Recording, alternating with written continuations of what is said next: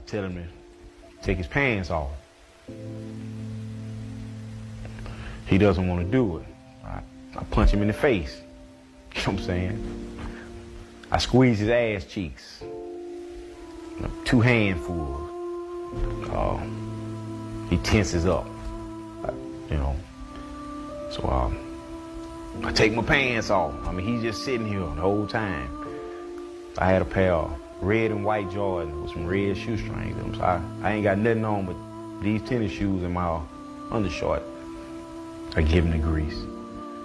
And I tell him to put some on his finger. He was saying that he's seen this one older inmate say, "Hey man, your hand can't be gay." Man, listen, there was a situation at Appalachia where a white boy got moved into an open bay dorm. A whole bunch of white boys got moved in there. They were young too, so like 18 to 20. They put them in the older dorm, and a bunch of black dudes just had all their stuff ready for when the white boys went into the showers. They were just waiting. Because the second that white boy gets under that water, them dudes get in there and they start gunning and doing all type of shit. And there was one kid that he was on the toilet, he was shitting, and dude came in there with a knife and said, "Turn around, don't even wipe." Ugh. And this kid, you know, he didn't want to do it, so the guy made him do something else. He started to refuse that, and dude ended up stabbing the shit out of him. So it's like... And while you were in jail waiting to get out, they put a 17-year-old in the cell with you, is that correct? Yes, sir. And you and some other inmates beat and that 17-year-old for 8 days. Is that right? Yes, sir. Trying to turn somebody out, they call it. No, that's wrong. I know that's wrong. But they got a lot of guys don't think it's wrong. Let me keep it 100. The worst job in prison isn't on the work line. It's being a booty boy. That's a job you don't apply for, and you can't clock out. Showers turn into ambush zones. Hallways feel like hunting grounds, and the booty warriors, they patrol like it's a shift. I'll show you how fast that life traps you and how to avoid being anywhere near it. You'll understand why this is the part everyone is scared to talk in details. Here's something that'll mess with your head. You think you know what weakness looks like in prison. You don't, because the strongest dude from your block can become a booty boy in 72 hours. There are 2 types of people walking into county right now. One group thinks their street rep follows them inside. The other group knows that inside those walls, your street rep means absolutely nothing. The difference: the second group understands that prison has its own food chain, and if you don't know where you fit, someone else will decide for you. Getting this wrong doesn't just mean you lose respect, it means you lose your humanity. You become property, and property doesn't get to say no. A booty boy isn't the weakest person in the room, it's the most isolated person in the room. And isolation, that can happen to anybody. Let me paint you a picture of how fast this happens. See, all the time you plotting on some booty, you know, I done been like 8 or 9 months without masturbating. My balls is heavy. And when I unload this load, oh God. And so what I do is I talk to them. "What's up, man? Where you from?" All that shit. They talk. "Oh man, I'm from here, I'm from there." "Yeah, man, you need anything, man, I'm next door, bro. You know, I run a store, and I got pops, cookies, cakes, noodles, chili. I got all that in my store, man." So he buys a lot of shit. And then one day I started wrestling with him. I said, "Boy, you better start working out before somebody grab you, nigga." And I grab him, and next thing I know, I switch holes, get him on the bed, pin him down, go through that. The next thing I do is show him, you can't whoop me.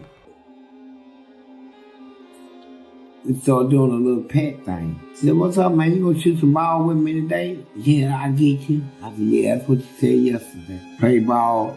He back into me, right? He backing in, I'm hunching and shit. I let him feel it, right? I'm hard. He feels that pop up gets his butt every now and then, but he ain't saying nothing. It go on and go on. And then next thing you know, pat his ass, good shot. Then I pat his ass when he hits the shot. Next thing you know, I'm digging in him. Digging now. Good shot, man.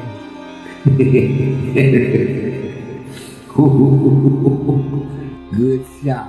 And then next thing you know, I get him into an argument. I looked in my cell, bro. I moved you in here. I thought you'd be the perfect cellmate, bro.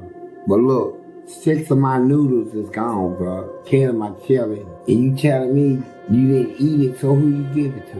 Man, I ain't giving it to nobody. All that shit. So we going through an argument. Man, I treat you like you a family, bro. And you coming to steal from me, nigga? So I grab him, we go to the bed, man. I give him in a hole that I already know he can't break out of. Nigga, talk to me. I'm choking him out. That I didn't do it. So I let him up. We sat on the bed. I'm gonna tell you right now, I don't care about this shit, man. I love you, man. And let me tell you something else. I want you to be mine. Be yours what? I said, if you say you don't want to be mine, you're ready to die tonight. Then kiss me again, we kissing and shit. And I'm hard, man. I just know it, boy. I've been waiting 5 months for this, man. I ain't masturbated to touch myself. My balls are heavy. Booty warriors don't just want your body, they want your mind. They want you to accept that you belong to them. And the shower, that's where they teach. And the worst part, this was just day 1, because now you belong to them. And they're going to remind you of that every single day for the rest of your sentence. That's how they break you. But living broken, that's a whole different kind of hell. This next part is going to make you sick, because once you're labeled, every day becomes a new way to die inside. People think the assault is the worst part. Wrong. The assault is just the initiation. The real torture is what comes after. Once you're a booty boy, you don't just lose your freedom, you lose your identity. You become a thing, and things don't get to have opinions, preferences, or dignity. Here's what your new life looks like. You wake up when they tell you to wake up, not when the bell rings. When they ring your bell, sometimes that's 3 a.m. because they're bored. Sometimes it's noon because they want to watch you panic about missing chow. Your body isn't yours anymore. They touch you whenever they want. In the day room, in the hallway, during count, a hand on your shoulder, a grab when you walk by. Constant reminders that you're property. You eat what they don't want. They take your good food and leave you the garbage. You eat it and say thank you, because if you don't say thank you, tomorrow you don't eat at all. But here's the part that really destroys people. You start to protect them. When new inmates come in, you help identify the next target, because if there's someone weaker than you, maybe they'll leave you alone for a while. You become part of the machine that destroyed you, and that's when you know your soul is gone. I knew a kid 19 years old who got turned out his second week inside. By month 3, he was helping them scout fresh meat. By month 6, he couldn't even remember who he used to be. That kid went in for selling weed, and he came out as something that wasn't even human anymore. So how do you avoid becoming that kid? There's only one way, and it's simpler than you think. Here's the truth nobody wants to tell you. Every single thing I just described can be avoided with one simple decision. Every crime you commit is a gamble with your soul, and the house always wins. Always don't go to prison, period. End of story. There is no other lesson that matters. All that was in his butt. I pulled it out. That's what it sounded like. Juicy. So, my investment paid off. So next thing I know, every day, he comes in. I say, hey, baby, how was your day? It was good, please. Good. I stroked him while I was up in it. I'm squeezing his breast. Then he called his chest. His breast now. Name chest, his breast. You're a woman now. My woman. I got to get you off. You know, what love would I be if I can't get my woman off? I'm stroking him. And he leaned back and was throwing it up in him. So I'm telling you young guys this. I love you. I do. When I was locked up, I loved you, man. When you come in, hey, bro, who you shot?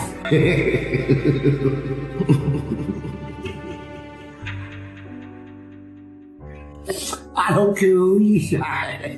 I'm getting ready to shoot in you. The moral of the story, you better not go to prison. Don't go to prison, boy. Hey, we out. We out.